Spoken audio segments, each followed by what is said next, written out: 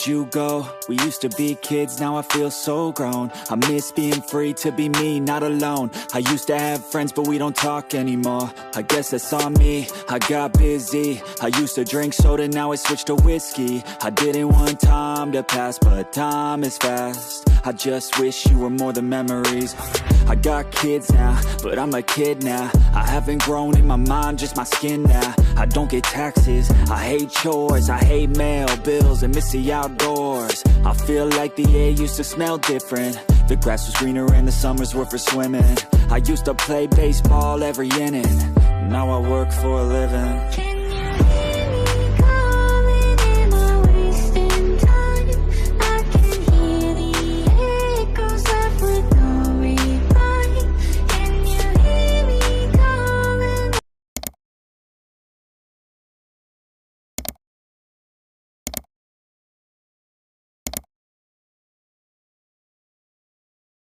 Hear less music, my brain feels different and I don't wanna lose it. I try to stay healthy but I'm tired all the time cause there's too much on my mind. Got into meditation, just try to be more... So yun ang mga best, no? Sa lahat ng mga nagtatanong magkano nga ba ang ganitong motorcycle ngayong 2025 at sulit nga ba? Ito ay nagkakahalaga ng 95,400 pag kinuha nyo ng cash at syempre ilalagay ko na lang din yan sa screen nyo kung magkano nga ba ang down payment at yung installment nila or yung months nila.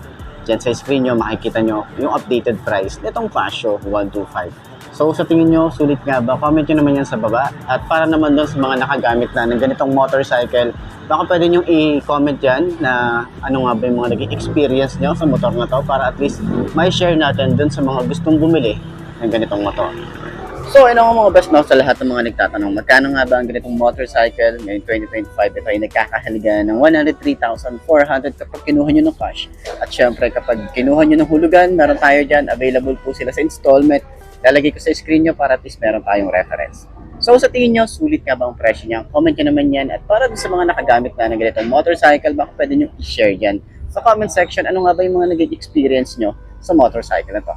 Ayos na ayos yan, di ba?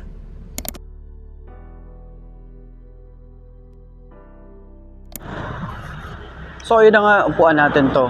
Gusto ko yung kulay niya ito eh. Iba yung kulay niya, yung pagka-green niya. Gusto ko yung tsura, gusto ko yung finish, glossy, ganda. So, ngayon, yung 2025, upuan natin itong Fasio 125 ng Yamaha. Eh, tingnan natin kung abot ba ng 5.2 na kagaya ko. So, side stand muna natin. Napakagaan ng motor. So, yun nga mga best, no? Ngayon 2025, ngayon pa lang din natin na walk around itong Giorno Plus. So, last time kasi nakita na rin naman natin siya sa Makina Moto Show pero talagang naiputan ko lang din siya. Pero hindi katulad nitong full review para dito sa motorcycle na to. And then, tingnan nyo naman yung itsura nito. So, dahil nga marami na talagang nagsilabasan sa mga ganitong classic na style, sa mga scooter classic. Okay yun. So, yun na nga, meron tayo dito sa harap. Meron pa rin naman tong brake lock. Yun, no? So, yan, mga safety features na meron si Yamaha Fasio. Tapos, naka blue core, hybrid na yung kanyang engine. Ayan. So, smooth lang din, oh. And then, meron tayo rito LED na headlight. Yan. Tapos, dalawa naman yan. High and low na yan. Okay. So, tingin ko dito yung pinaka-high niya, yun nandito sa baba. Hindi ako nagkakamali. Tapos, yung regular na lights niya dito sa taas. Tapos, high and low. And, syempre, meron tayo rito maangas talaga. Ganda nung design dito. Napaka-elegante nung itsura. Meron tayong Yamaha emblem. Signal light niya na bulb type. Yan. Tapos, meron siyang style na parang medyo blur or parang pa-fog yung datingan. Ayan. So, glossy green. Ang isang to. Ganda ng pagka-green niya. Hindi ko alam kung army green ba siya or ano. Ganyan yung itsura. Tapos ito, plastic na parang magaspang. Ayan. Tapos, yung fender niya, syempre, malapad. Tsaka, flexible. Ayan, oh. Ganda ng, ano niya, oh. Napaka-flexible niya. Ayan, malalaman nyo naman yan. Tapos, pag kinatok naman natin siya. And, dito naman, meron siyang busina. So, hindi ko trip na nakalabas tong busina na to. So, sana medyo tinago nila. So, dito naman, sa side, naka-telescopic fork tayo rito. Maganda rin yung kanyang forks. Maganda yung mugs. And then, kagandahan dito, Maxxis na yung ginamit dito na tires. Yung size naman dito ay 110/70/12. tubeless na rin ang isang to. Ganda rin ng tires oh. So meron nga rin pala tong extension ng kanyang fender. Ayan, nandito sa baba. Di siya dito sa taas. Dito mismo siya. Ayan, tapos may mga bracket naman dito para safe yung ating mga wire. Ayan. So dito sa side, meron tayo ritong single disc brake, single pad caliper, and then yung mga wire din natin dito ay safe naman siya. Ayan. Meron din tayo ritong malapad na gulay board at dito naman yung kanyang battery. Hindi siya masyadong madulas. Ito yung design nyo. So yun na nga, meron tayo rito. Okay, sa kanyang headlight, meron tayo ritong LED. Ayan, sa gitna meron tayong daytime running light. Naka-chrome tayo dito. Ayan, so yung kanyang glass nakalagay dito is Stanley. So mukhang magandang quality yung ginawa dito ni Honda. Ayan. So pagbaba natin meron tayong Honda, meron tayong chrome. Okay, ito matte finish na kulay gray. Ito sticker. And then pagbaba natin meron tayong mga parang pakurba na design. Ayan. So malapad yung kanyang design dito. So meron tayo dito na halogen bulb. Ayan. So dito naman naka-combo brake din tayo. Yung kanyang fender malapad, talagang flexible. Yung kanyang plastic dito. Ayan, naka-telescopic port, meron tayo rito single disc brake, naka-Nissan, naka-single pad caliper tayo rito. Tapos Duro, yung kanyang brand sa kanyang tires.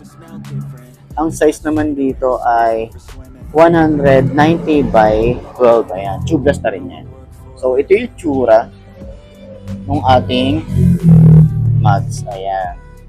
So dito naman yung busina, yung ating design dito medyo may mga butas ng maliliit. Ayan. Then meron tayo rito na maluwag na kulay board. So ayan, may level siya. Ito mataas na part to, ito naman is mababa. Pero wala siya ritong padding. So medyo hindi naman to madulas. Ayan, meron siyang design na ganyan.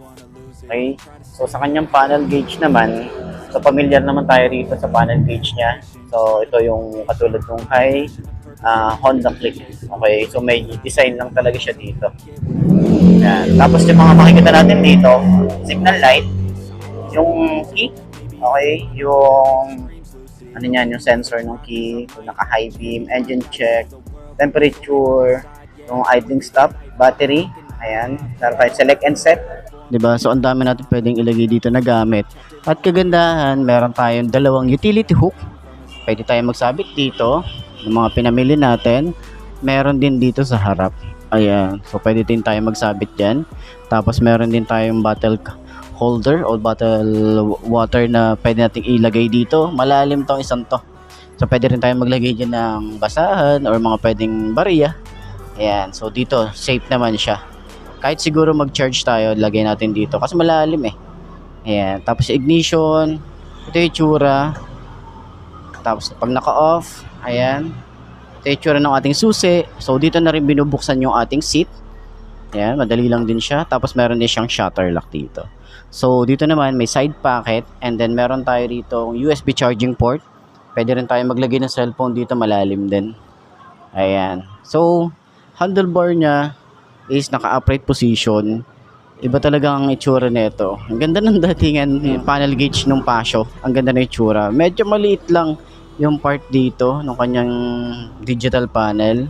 So, meron tayo rito signal light. Ano ba nakikita natin? High beam. Ito, alam ko yung selecto eh. Pag magsiset tayo. Tapos yung Yamaha. Switches niya, syempre alam naman natin. Maganda yung mga switches na ginagamit ni Yamaha. Quality. Mapapansin nyo naman yun sa itsura. Ayan. So, meron tayo ritong on and off ng kanyang idling stop or start and stop system. Meron tayong on and off ng kanyang hazard, electric starter. Ayan. Tapos, meron tayo ritong magandang quality din ng lever. Ayan. Smooth naman. Yung grip niya makapit and then yung throttle niya is sobrang babaw. Ayan. Tapos, dito naman sa side, yung lever malapad din. Smooth lang din. Meron tayong high and low. Wala lang dito is flasher. Then signal light. Ayan. So busina. Ayan, meron din tayo rito. Then yung ating side mirror, kabilaan naman yan. Okay. So upuan. Sobrang lambot din ang upuan na ito. Meron din siya mga stitches dito. Ganda rin yung design. And then makapal yung foam. And hanggang dito sa OBR, makapal yung foam. And meron tayo ritong lagay ng mga tools. Ayan, mga basic tools. Pwede tayo mag-ipit dyan. May Honda tayo rito na logo. So, dito naman sa mga switches, talagang papansin natin dito yung quality ng switches ni Honda. Meron tayo dito on and off ng kanyang idling stop, electric starter, lever natin dito, malapad. So, ito ay combo brake na din. Okay? So, yung kanyang grip, talagang mahapit. Sobrang sticky nung grip niya. Tapos, kulay brown din. Kulay brown din to. Same din dito sa side. Tapos, same din siya nung upuan, kulay brown din. So, yung throttle niya, sobrang babaw din. Ayan, sa side naman, meron tayong high and low. Wala lang tayo ritong flasher and then wala rin tayo ritong hazard switch. Meron tayong busina, signal light. Okay, so dito naman sa side, ito nakakilas na rin po tayo rito. Okay, fuel tsaka seat. Ayan, so buksan natin yung fuel. Ganyan na yung tsura niya. Kita niyo yung paano siya nag-open. Diba, napaka-responsive. Meron tayo rito yung utility hook. Ayan, utility hook natin dito. Ganda, no? Tapos meron din tayong side pocket. Ganyan din ang itsura niya. Ito yung ating remote. Meron tayo rito. Kasya siguro dito. Cellphone din. Pero hindi siya ganun kalalim. Huwag kayo masyadong rito.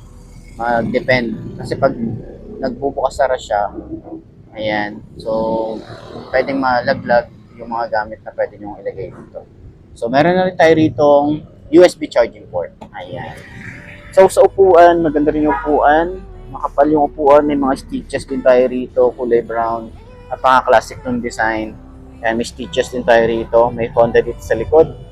And meron tayo rito ang lagay ng mga gamit. Ito, meron tayo rito. Pwede tayo maglagay ng bag dito.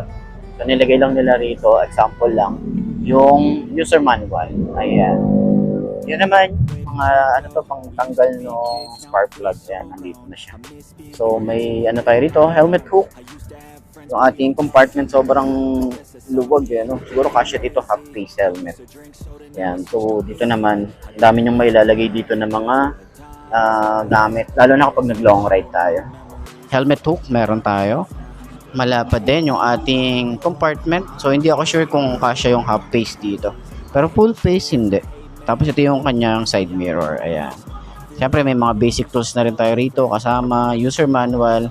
And then yung ating gas tank. Napakalinis lang. Napakaganda ng itsura. And then yung design niya. Tapos siya ritong lusutan. Kapag natapon yung ating gas. Rekta na yan dito. Tapos may butas siya rito. So no worries tayo na mapapasukan siya ng tubig or yung gas. Ayan. So dito naman handlebar. Ganda rin yung itsura. Matte finish. Kulay black. And yung ating foot pegs para sa angkas, simple lang yung datingan niya.